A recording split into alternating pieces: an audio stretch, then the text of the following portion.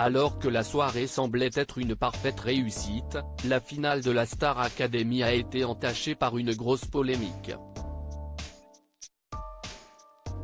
Un journal d'extrême droite s'est glissé dans l'un des tableaux, ce qui a obligé la société Endemol à s'expliquer. Malaise lors de la finale de la Star Academy. Et on ne parle pas de celui créé par Ousine Duplex. Certains internautes ont relevé un gros problème lors d'un des tableaux de la soirée.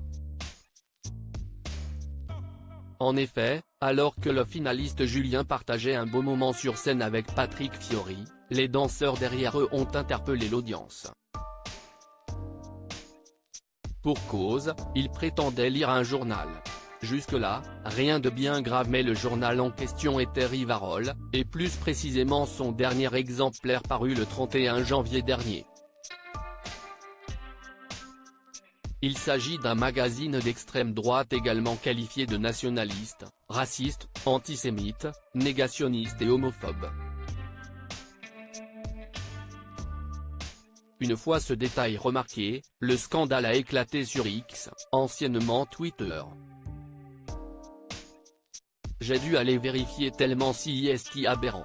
Et oui, quelqu'un à Star Academy hier soir a donc eu l'idée de donner aux figurants un exemplaire, voire plusieurs, du torchon antisémite et raciste. Rivarol, condamné plusieurs fois par la justice, a fait savoir un internaute outré.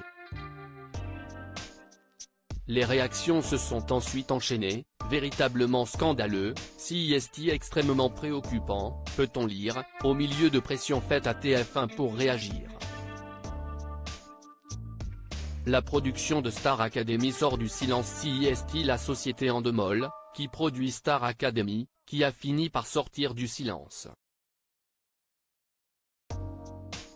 Toujours sur X, il a été assuré qu'il s'agissait d'une grosse erreur involontaire de la part des équipes du programme. Star Academy est une grande émission familiale qui réunit tous les publics autour de valeurs de divertissement, de bienveillance et de cohésion. Nous regrettons et condamnons fermement qu'un journal de propagande, en totale opposition avec les valeurs de la Star Academy, soit apparu dans un tableau hier soir lors de la finale, partage le groupe. Et d'indiquer prendre l'affaire très au sérieux, nous sommes en train d'enquêter pour comprendre comment celui-ci a été mis au cours de l'émission.